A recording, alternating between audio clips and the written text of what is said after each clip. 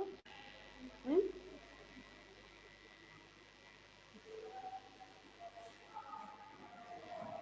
चलिए, तो ये कुछ डिफरेंट टाइप्स की जीन्स आपको दे रखी हैं। इन डिफरेंट टाइप्स की जीन्स में हम बात करेंगे, अलग अलग जीन्स की बात करेंगे। सबसे पहले ये कुछ एक 5-6 जीन्स हैं। सबसे पहले बात करें, जंपिंग जीन है। देन उसके बाद है आपकी रिपीटेटिव डीएनए, रिपीटेटिव जीन जिन्हें हम कह सकते हैं, coding gene, split gene, suicide gene और स्यूडो जीन्स। ठीक है, 6 जीन्स ये आपको दे रखी है। सबसे पहले अगर मैं बात करूं जंपिंग जीन की, जंपिंग जीन देने वाले कौन से थे साइंटिस्ट? जंपिंग जीन देने वाली साइंटिस्ट थी बारबारा बारबारा मैकक्लिंटॉक। पढ़ा है इनके बारे में? इनके बारे में पढ़ा है आप लोगों ने, बारबारा मैकक्लिंटॉक। बारबारा मैकक्लिंटॉक ने जंपिंग जीन के बारे में बात करी थी। और जंपिंग जीन जो थी इन्होंने किस में बात करी थी? इन्होंने बात करी थी किसमें? मेज में। किसमें बात करी थी? मेज में। ठीक है ना। बारबारा मैकक्लिंटॉक साइंटिस्ट थी, इन्होंने जंपिंग जीन की बात करी थी किसमें? मेज में बात करी थी। वैसे तो इतना डिटेल में आपको नहीं दे रखा है, पर फिर भी मैं बता दूं, मेज के 16 क्रोमोसोम पर, मेज के बच्चों 16 क्रोमोसोम पर इन्होंने जंपिंग जीन को देखा था। बेसिकली जंपिंग जीन है क्या चीज, मैं आपसे यहाँ बात करती हूँ जंपिंग जीन के बारे में। अगर हम बात करें,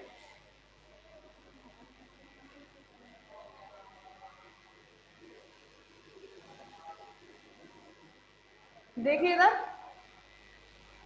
ये आपका डीएनए है। ठीक है, कोई भी डीएनए, जैसे मेज का मान लो डीएनए है, और ये मेज का कोई दूसरा डीएनए है। ठीक है ना, दो डीएनए है, अलग अलग डीएनए है। तो ये मेज का एक डीएनए है और ये मेज का एक डीएनए है। अब इसमें कोई भी ऐसा जीन मौजूद है, ये वाला जीन, ठीक है, ये वाला जीन मौजूद है, तो ये वाला जीन यहाँ से जंप करके कहाँ आ जाए? यहाँ आ जाए। अब पहली चीज तो इतनी बुद्धि मत लगाना कि मैडम वहां से जंप कर गया तो वहां से खत्म हो जाएगा या वहां नहीं रहेगा। नहीं, जंपिंग का मतलब ये नहीं है कि यहाँ से कूदा और यहाँ आ गया और यहाँ से गायब हो गया, ये नहीं होता। जंपिंग का मतलब क्या होता है बच्चों, कि यहाँ का जो डीएनए का जो मतलब, जैसे मान लो ये डीएनए है, ये डीएनए क्या बनाएगा? आरएनए बनाएगा। डीएनए आरएनए बनाएगा। ये आरएनए क्या करेगा? कई बार आरएनए के फॉर्म में, मोस्ट कॉमनली आरएनए के फॉर्म में ये यहाँ आएगा। ये आरएनए दोबारा यहाँ आके डीएनए फॉर्म करता है और ये डीएनए फिर इस डीएनए में इंसर्ट होता है। ठीक है ना। अगर आप प्रोसेस देखेंगे तो कैसे होता है कि ये वाला जो डीएनए है, ये वाला डीएनए क्या फॉर्म करेगा? आरएनए फॉर्म करेगा। ये आरएनए यहाँ आता है, ये आरएनए यहाँ आने के बाद दोबारा डीएनए फॉर्म करता है, जिसे हम सी डीएनए या कॉम्प्लीमेंट्री डीएनए भी कहते हैं। रिवर्स ट्रांसक्रिप्शन जो प्रोसेस है, रिवर्स ट्रांसक्रिप्शन में आरएनए के द्वारा बनने वाला जो डीएनए होता है बच्चों, उसको सी डीएनए या कॉम्प्लीमेंट्री डीएनए भी कहा जाता है। ये बात मैंने आपको पहले भी कही है। और इसको लेकर कई सारी सी डीएनए लाइब्रेरीज क्या होती है? सीडीएनए लाइब्रेरीज वो लाइब्रेरीज होती है जिनके अंदर आरएनए से फॉर्म्ड डीएनए को प्रिजर्व करके रखा जाता है, ताकि उसे आगे आने वाले काम जनरेशन में, आगे किसी काम में, फ्यूचर में उसे यूज किया जा सके। ठीक है, तो ये वो चीज होगी। ये डीएनए से क्या बना? आरएनए बनेगा। ये आरएनए आएगा यहाँ पर, ये आरएनए दोबारा डीएनए बनाएगा, ये मैं कहूँ सी डीएनए बनाएगा, और ये सी डीएनए इधर क्या हो जाएगा? इंसर्ट हो जाएगा। अगली बात समझ में? ठीक है, तो ये किसने बताया था? बारबारा मैकक्लिंटॉक ने बताया था। और किसके अंदर बताया था बच्चों? ये बताया था उन्होंने मेज के अंदर। और इसके लिए बारबारा मैकक्लिंटॉक को 1983 में बच्चों नोबेल प्राइज भी मिला था।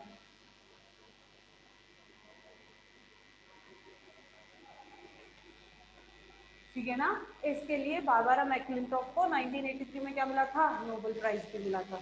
ठीक, कई सारे साइंटिस्ट ऐसे हैं जो ये मानते हैं कि जंपिंग जीन क्या है? एक जंक डीएनए है। कई सारे ऐसे साइंटिस्ट हैं जो ये मानते हैं कि जंपिंग जीन क्या है? Junk DNA. अब जंक है या नहीं, यूजलेस होते हैं या नहीं, वो तो पता नहीं, लेकिन इतना जरूर पता है कि जंपिंग जीन की वजह से जो नया डीएनए होता है जिसके अंदर ये इंसर्ट होते हैं, वहां की जीन सीक्वेंस में ये क्या कर देते हैं? चेंज ला देते हैं। ठीक है भाई, क्यों? ऑब्वियस बात है, कोई नई चीज ऐड होगी किसी भी चीज में तो वहां की सीक्वेंस तो चेंज होगी। अगली बात समझ में आपको? ठीक है, तो ये होता है आपका क्या? Jumping gene. अब बात करते हैं रिपीटेटिव डीएनए, वेरी इंपॉर्टेंट। ये समझ में आ गया ना बच्चों? चलिए इसको यहाँ से मिटा देते हैं, इसको और नीचे वालों को भी मिटा देते हैं।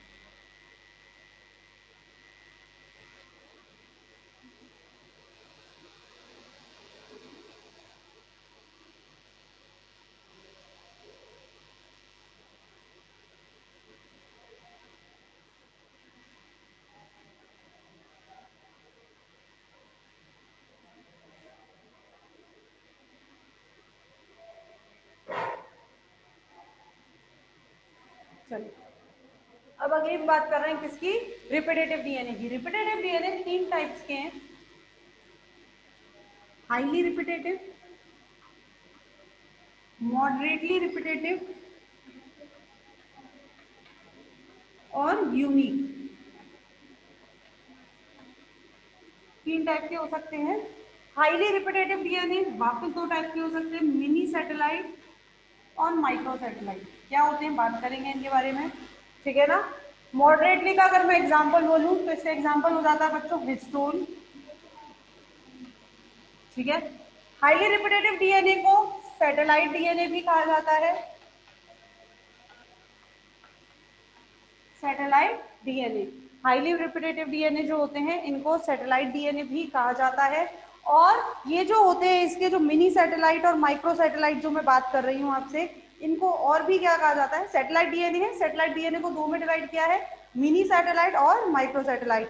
और इस मिनी सैटेलाइट और माइक्रो सैटेलाइट को क्या कहा जाता है, वीएनटीआर और एसटीआर। इसको कहा जाता है वीएनटीआर और इसको कहा जाता है एसटीआर, ठीक है ना। एक फ्लो चार्ट बना रही हूँ आप लोगों के लिए ताकि आपको समझ में आएगा। रिपीटेटिव डीएनए 3 टाइप के होते हैं, highly repetitive DNA, moderately repetitive DNA और यूनिक डीएनए, ठीक है। हाईली रिपीटेटिव डीएनए वापस 2 टाइप के होते हैं, मिनी और माइक्रो। क्यों, क्योंकि हाईली रिपीटेटिव डीएनए को हम सैटेलाइट डीएनए भी कहते हैं। हाईली रिपीटेटिव डीएनए को हम क्या कहते हैं बच्चों, सैटेलाइट डीएनए भी कहते हैं। और इसके आधार पर इसको 2 में बांटा गया है, क्या, मिनी सैटेलाइट और माइक्रो सैटेलाइट, ठीक है। मिनी सैटेलाइट को भी क्या कहा जा सकता है, वीएनटीआर। इसकी फुल फॉर्म होती है वेरिएबल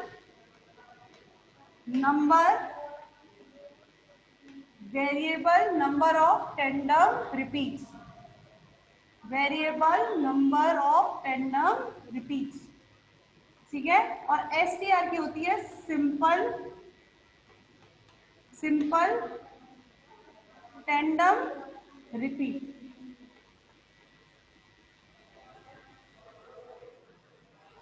वापस सुनिए, रिपीटेटिव डीएनए आपके कितने हैं, 3 टाइप के हैं। कौन कौन से हैं आपके, highly repetitive DNA, moderately repetitive DNA और यूनिक डीएनए, ठीक है। Highly repetitive DNA, moderately repetitive DNA और यूनिक डीएनए, जिसमें से हाईली रिपीटेटिव डीएनए को भी क्या कहते हैं हम, satellite DNA.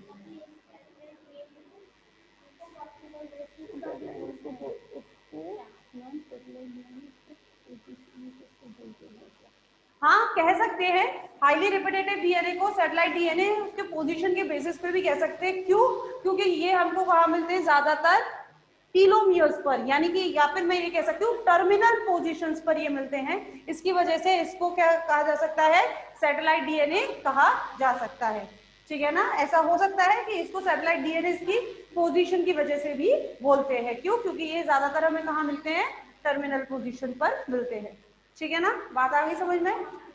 Satellite DNA 2 type के होते हैं, मिनी सैटेलाइट और माइक्रो सैटेलाइट। मिनी सैटेलाइट और माइक्रो सैटेलाइट किसके बेसिस पे बोलेंगे, आई एम श्योर आपको समझ में आ गया, इनके बेस पेयर के बेसिस पर, जिसमें बहुत कम बेस पेयर है लेकिन सबसे ज्यादा रिपीट हो रहे हैं, that was the mini satellite. जिसमें थोड़े ज्यादा बेस पेयर है लेकिन उसकी रिपीटेशन क्या है, थोड़ी कम है, उसको बोलते हैं माइक्रो सैटेलाइट। मिनी सैटेलाइट को और भी क्या बोल जाते हैं, VNTR, variable number of tandem repeats. और माइक्रो सैटेलाइट को क्या बोल सकते हैं हम, एसटीआर, सिंपल टेंडम रिपीट्स, ठीक है। मैं आपको ये सब क्यों बता रही हूँ बच्चों यहाँ पर, क्योंकि ये जो बात है ना, ये जो बात हम हाईली और मॉडरेटली दोनों में करेंगे। यानी कि हाईली रिपीटेटिव डीएनए को तो हम टेंडम एरेज कहते हैं बच्चों, क्या कहते हैं, टेंडम एरेज। आप अब बात आती है मैडम टेंडम एरेज क्या है और टेंडम जीन क्लस्टर्स क्या है, वो बात आप याद देखना। ये जो हाईली रिपीटेटिव डीएनए ना बच्चों, इसको बोलते हैं टेंडम एरेज, ठीक है। आप वहां देखिए VNTR, variable number of tandem repeats, tandem arrays इनको बोला जाता है। जबकि ये जो मॉडरेटली रिपीटेटिव डीएनए होते हैं इनको क्या बोला जाता है, इनको बोला जाता है टेंडम जीन क्लस्टर्स, ठीक है। रिपीटेटिव डीएनए आपने जो देखे, हाईली रिपीटेटिव और मॉडरेटली रिपीटेटिव डीएनए, जिसमें से हाईली रिपीटेटिव डीएनए को बच्चों टेंडम एरेज कहा जाता है, जबकि मॉडरेटली रिपीटेटिव डीएनए को क्या कहा जाता है, टेंडम जीन क्लस्टर। अब ये क्यों कहा जाता है, बेसिकली ये कहा जा रहा है इनकी पोजीशन के बेसिस पे, पोजीशन के मतलब इनके अरेंज होने के बेसिस पे। ये जो टेंडम अरेंज होते हैं ना, ये जीन पर अरेंज होते हैं और एक लाइन में अरेंज होते हैं। फॉर एग्जाम्पल जैसे मान लो तो मेरे कहूंगे ATGCT मान लीजिए, ठीक है, फिर दोबारा से ATGCT, फिर दोबारा से ATGCT, इस तरह से, ठीक है। तो किस तरह से अरेंज है ये डीएनए में, कैसे अरेंज है, एक एरे में, एक स्ट्रिंग में, एक लीनियर सीक्वेंसेस में क्या है, ये अरेंज है। जबकि जो टेंडम जीन क्लस्टर्स होते हैं बच्चों, इनकी जो जीन्स होती हैं वो क्लस्टर्स फॉर्म करके रखती हैं। फॉर एग्जांपल मैंने आपको उसका क्या बताया है, हिस्टोन बताया है, तो आपको याद होगा न्यूक्लियोसोम मॉडल सबको याद है, तो उसके अंदर हमने पढ़ा था तो क्लस्टर बन रहे थे कि नहीं बन रहे थे भाई, हो क्या रहा था।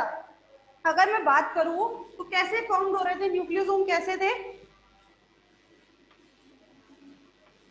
H2, H2A, H2B, H3 और H4 ऐसे थे। फिर यही सीक्वेंस आपको दोबारा मिल रहा था, फिर यही सीक्वेंस आपको फिर दोबारा मिल रहा था, फिर दोबारा मिल रहा था, मिल रहा था कि नहीं मिल रहा था, ऐसे ही हो रहा था।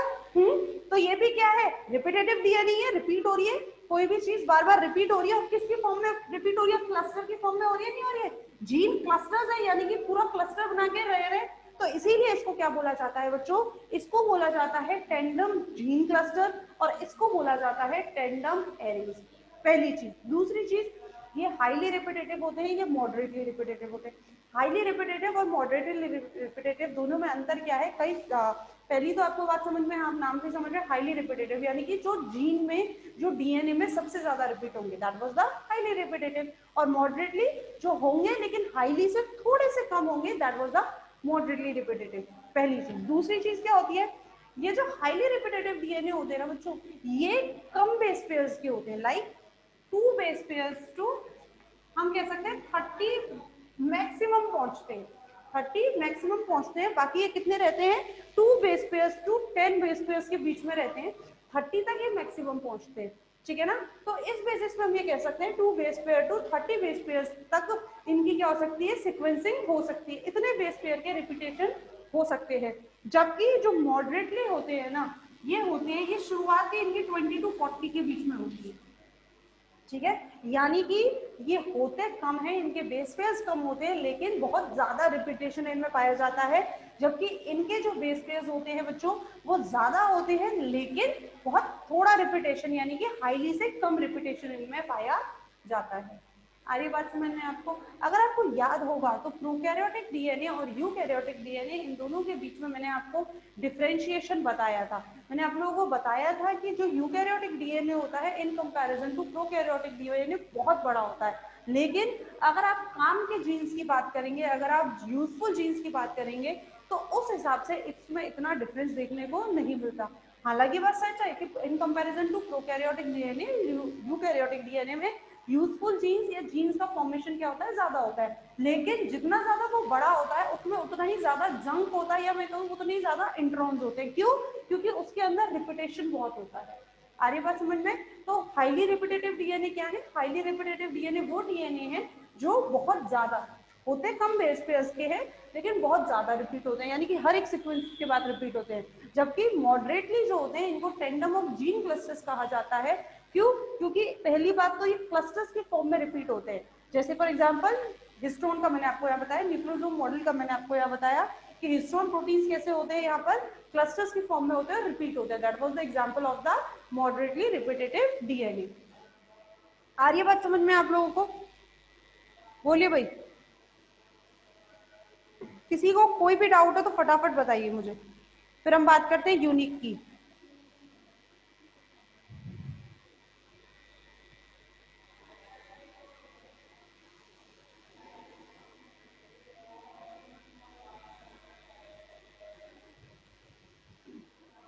एक बार और बता दें, चलिए एक बार और बात कर लेते हैं इसकी। मैंने आपको बताया हम पढ़ रहे हैं different types of genes. Different types of genes में हमने किस किस की बात करी है, सबसे पहले हमने बात करी थी जंपिंग जीन की, आई एम श्योर आपको बहुत अच्छे समझ में आ गया है। दूसरी हमने बात करी है रिपीटेटिव डीएनए। सबसे पहले बात समझते हैं रिपीटेटिव डीएनए क्या है। रिपीटेटिव डीएनए मैंने आपको शुरू में ही बता दिया था, जब हमने प्रोकैरियोटिक डीएनए और यूकैरियोटिक डीएनए की मैंने बात करी थी, तब मैंने आपको बताया था कि जो यूकैरियोटिक डीएनए होता है वो प्रोकैरियोटिक डीएनए के कंपैरिजन में क्या होता है, बड़ा होता है। ठीक है, ये बात हम लोगों ने करी थी कि जो प्रोकैरियोटिक डीएनए है उसके कंपैरिजन में यूकैरियोटिक डीएनए बड़ा होता है।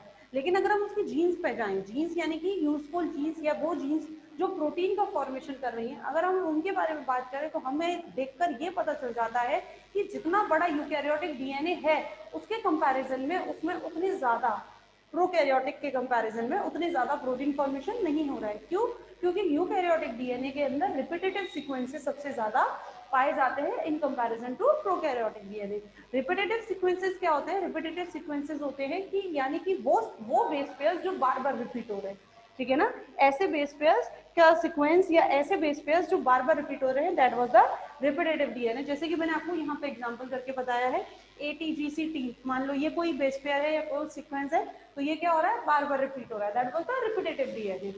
अगली बात समझ में चाहिए। चलो, अब रिपीटेटिव डीएनए तीन टाइप्स के होते हैं। एक होता है हाईली रिपीटेटिव डीएनए, एक होता है मॉडरेटली रिपीटेटिव डीएनए और एक है यूनिक। यूनिक की बात हम बाद में करेंगे। यूनिक का मतलब हो गया वो कोडिंग जीन, ठीक है ना, जो कोड करेगी। जो यूनिक है एक बार रिप्रेजेंट है, वो बात हम बाद में करेंगे। सबसे पहले हम बात करते हैं हाईली रिपीटेटिव डीएनए और मॉडरेटली रिपीटेटिव डीएनए, जिसमें से मैं सबसे पहले एक एक करके बात करती हूँ। हम बात करते हैं highly repetitive DNA.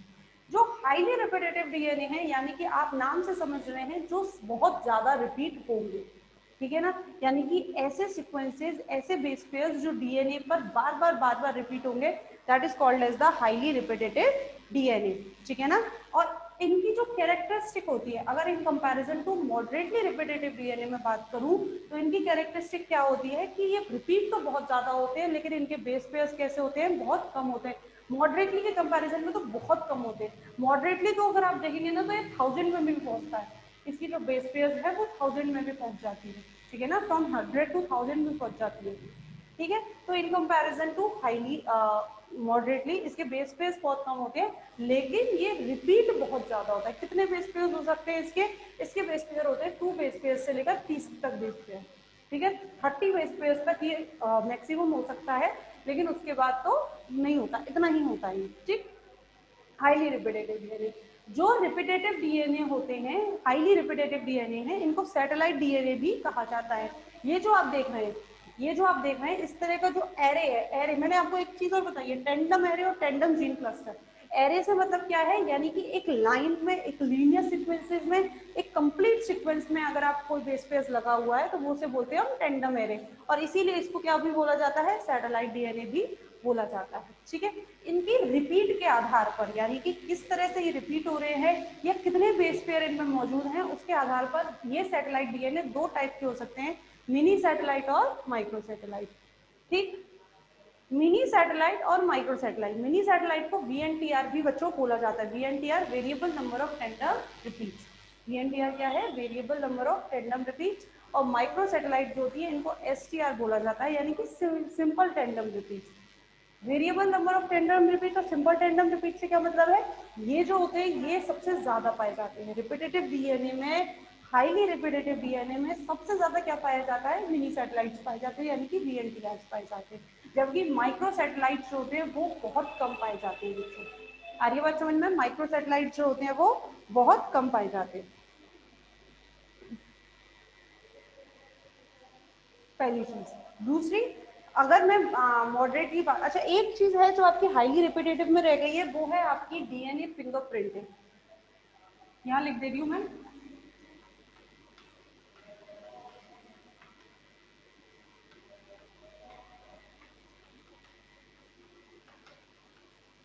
DNA fingerprinting. DNA fingerprinting हमने किसकी बात करी है, डीएनए फिंगरप्रिंटिंग पर मैंने बात करी आपकी हाईली रिपीटेटिव डीएनए। यानी कि अगर आप,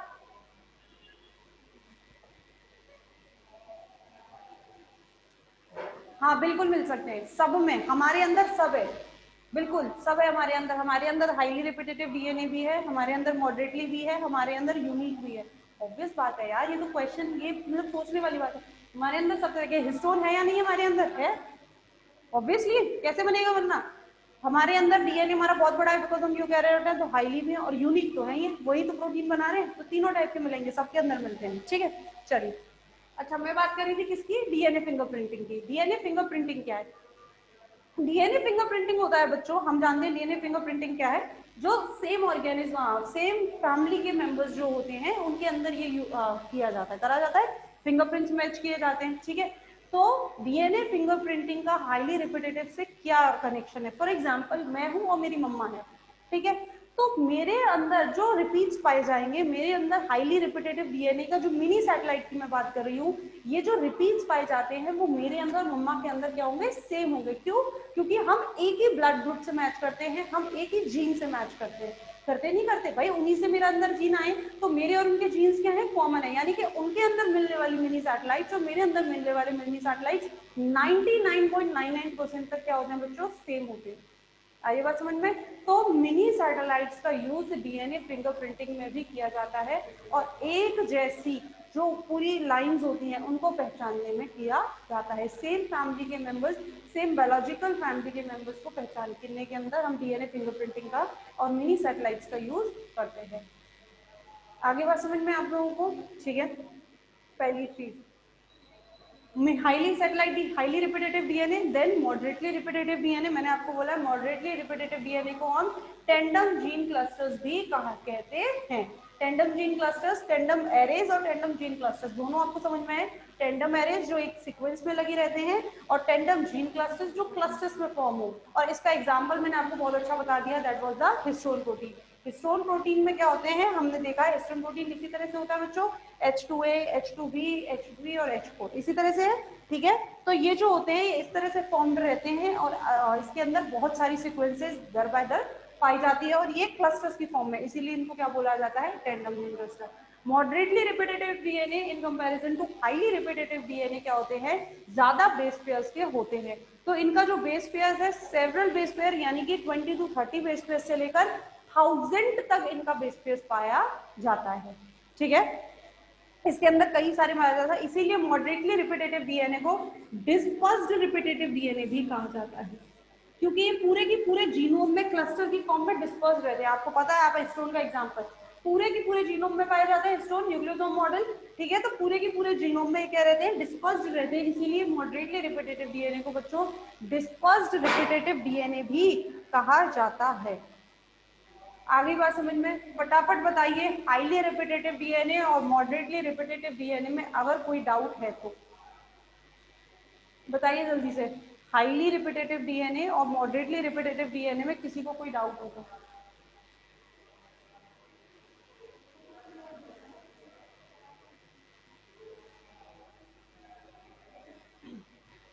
किसी को कोई डाउट है भाई? हाईली रिपीटेटिव डीएनए और मॉडरेटली रिपीटेटिव डीएनए नहीं है? चलिए, वेरी गुड। अब इसके बाद हम बात करेंगे किसकी, यूनिक डीएनए। किसकी बात करेंगे हम, यूनिक डीएनए की। तो यूनिक डीएनए वो डीएनए है जो आपके कोडिंग जीन्स हैं, जो आपकी कोड कर रही हैं। यूनिक डीएनए कौन से होते हैं, वो डीएनए जो आपकी कोड कर रही हैं, और जो बहुत ही कम नंबर में आपकी जीनोम में पाई जाती है, यानी कि हर एक का अपना एक स्पेसिफाइड सीक्वेंस होता है, और जो आपके प्रोटीन का फॉर्म कर रही हैं, that was the unique DNA, ठीक है। यूनिक के अंदर ऐसी कोई बात नहीं है, यूनिक में सिर्फ इतना होता है कि ये कोडिंग जीन्स है। यूनिक डीएनए क्या है, कोडिंग जीन्स, यानी कि जो कोड करेंगी, और ये बहुत कम नंबर में होती है कॉपी में, ठीक है ना, बहुत कम नंबर में ये प्रेजेंट होंगी, यानी कि हर एक जीन का अपना एक स्पेसिफाइड सीक्वेंस होता है, रिपीट नहीं होते हैं बहुत ज्यादा ये, ठीक। तो रिपीटेटिव डीएनए सबको समझ में आया? कोई डाउट हो तो अभी भी पूछ लो। कोडिंग जीन्स हम कल बात करेंगे, ठीक है, क्योंकि अभी आपका टाइम हो गया है, आपकी अगली क्लास हम शुरू करेंगे। यहां तक कोई डाउट है आज की क्लास में तो बात करें, कोई भी अगर डाउट है तो पूछ लीजिए बच्चों। नहीं है किसी को कोई भी डाउट? ये समझ आ रहा है जो बोर्ड पर है? हम्म, ये पूरा फ्लो चार्ट सबको समझ में आया? चलिए, तो अब आपकी ये आज की क्लास डीएनए की आपकी आज की यही हो गई है। अब आपकी नेक्स्ट क्लास किसकी होगी, प्लांट फिजियोलॉजी की होगी। तो चिपक के फोन से बैठना, ठीक है। 5 मिनट के बाद आप लोगों की डीएनए प्लांट फिजियोलॉजी की किताब हम शुरू करेंगे आज को। ओके, चलिए, जब तक पानी वानी पी के आइए। Thank you.